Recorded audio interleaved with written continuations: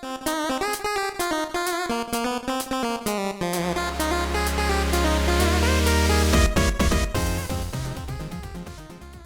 there, everybody. This is Ed, and welcome back to another edition of Bagel and Booze. We're well into January. I know a lot of you are doing dry January. We don't do that here on Bagel and Booze. All we do is booze and beer reviews. So, with today, we got one coming in from Southern Tier. This is one of their IPAs. Or sorry, not an IPA. Can't read my bottle. It is a Imperial Ale. Close, but different. And this is one that found while walking through the aisles of no other than State Line. Caught my eye. It's a little interesting, and wanted to try it and see if it lives up to what it's billed as. So we got everything set up, and as you can see, we've got our Imperial Ale. It's French toast coming in from Southern Tier. Southern Tier have had many things from them, and they do some weird and wonderful creations, flavor profiles. I think I've had like creme brulee from them. Their mint is great. Pretty much, I have not found anything that's really bad from Southern Tier.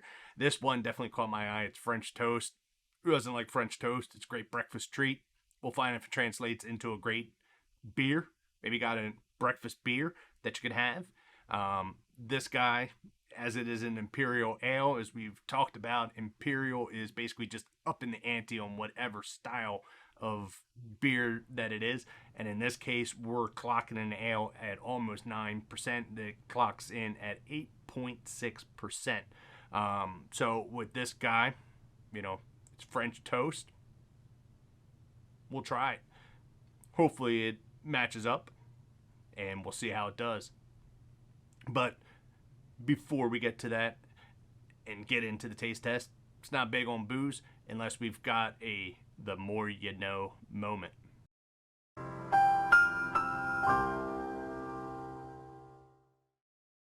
And for this week's or episode's the more you know, nothing else than French toast. Why not? We're drinking French toast. We might as well learn a little bit about French toast. And as you could probably guess, as you may or may not suspect, French toast doesn't originate in France.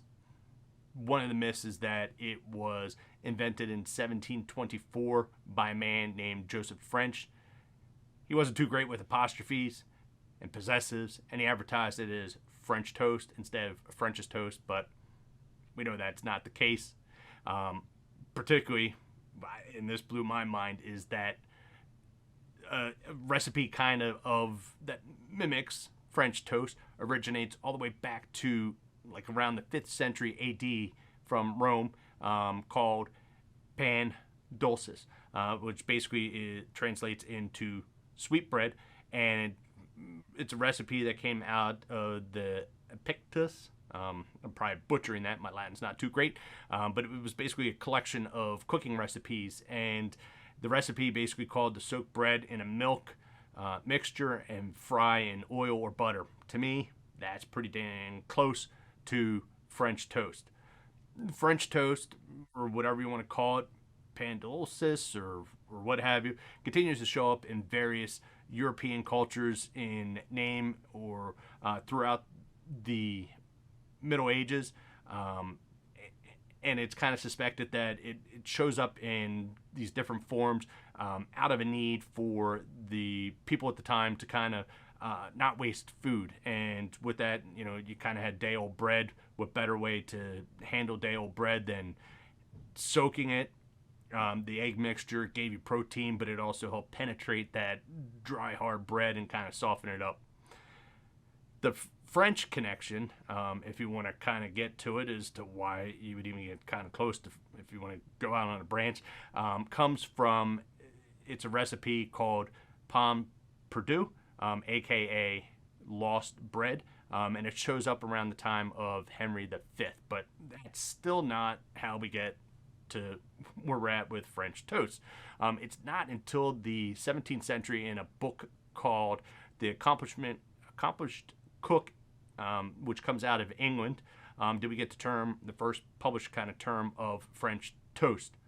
And this, about that time, kind of puts it into where we kind of get French, just like French fries aren't really from France, but it comes from the old Irish verb to French, which means to slice bread. You're putting sliced bread in for this recipe, so there you go. For the U.S., we don't get the first publication of this until about 1871, and it comes out of the Encyclopedia of American Food and Drink.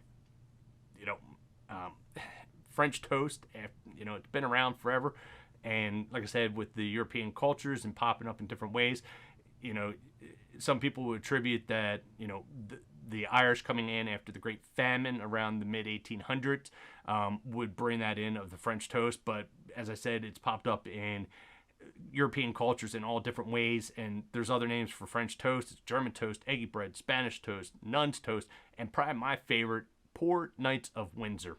I have no idea what the heck that means, but it's pretty cool. So next time you're out at a breakfast joint, order Poor Knights of Windsor and see if your waiter or waitress has any friggin' clue as to what you're ordering. But, you know, just as we found out last with our milkshake, that there is a National French Toast Day, and that is none other than November 28th.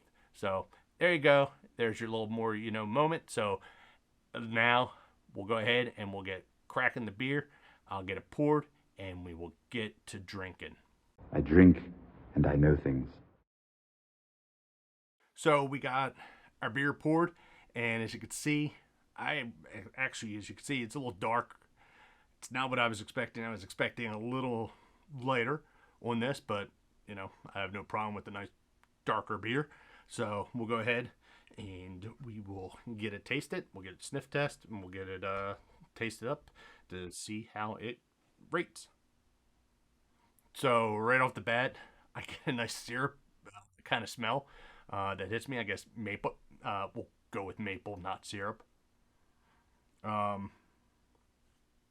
It does have that French toast kind of smell. I guess we're getting vanilla that comes out of there too.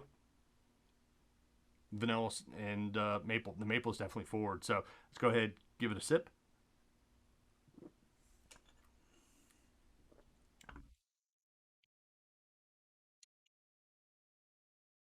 That's interesting. It's definitely a heavy maple profile that comes through. There is a lingering maple taste that comes in. The maple definitely dominates on this thing. I don't know how else to say it. Does that mean it tastes like French toast? I guess not in the strictest sense. You know, it's not bad. It's not super great. It's good. I would hope to have had a little bit more balanced profile off of this guy. But, you know, it's definitely heavy on that maple. I keep going to that, I know, but it's what I'm getting. So, you know, I guess we gotta rate it. You know, not hating it, not loving it. I'd hope to like it a little bit more. We'll give it straight down the middle. We'll give it a 3. We'll play it safe. You know, there's nothing bouncing from either side to, you know, push me down to say, you know, we'll give it a 2. Like, it's just too much maple. It's easy to drink. It's okay to drink. But, you know, this is something that I would probably drink a lot of it. Say, you know, like, Hershey Porter. Probably not. The sweetness of this kind of lingers. So, you know, we'll give it a 3 down the middle with that. And I guess as we have been doing on Bagel and Booze, we'll have to give it the old chug test. See if we get any flavor profile change. Find out if it's chuggable. I guess chug a beer, chug a breakfast beer at breakfast. What better of the hair of the dog that bit you? we still got a little bit left in here, so we're going to give it the old chug test and see if we get any different opinion on our beer rating of what we drank.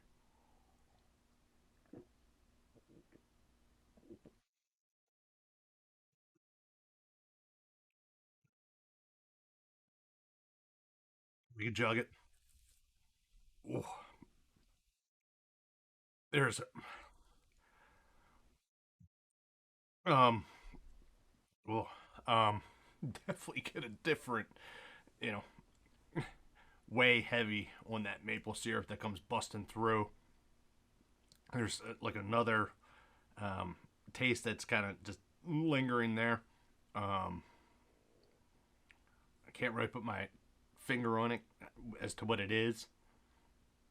You know, it's pretty much the same as to what we had of just sipping, but definitely way more intense. That maple just really whacks you after you chug it. So if you're gonna chug it, be prepared for a big mouthful of maple flavoring. So, eh. Is it favorite Southern tier? No. Do I hate it? No. Will I drink it again? Maybe. You know, we'll see. So, I with that, this is done. I'm done. We're done. I thank you guys for tuning in for another edition of Bagel and Booze, and we'll catch you again.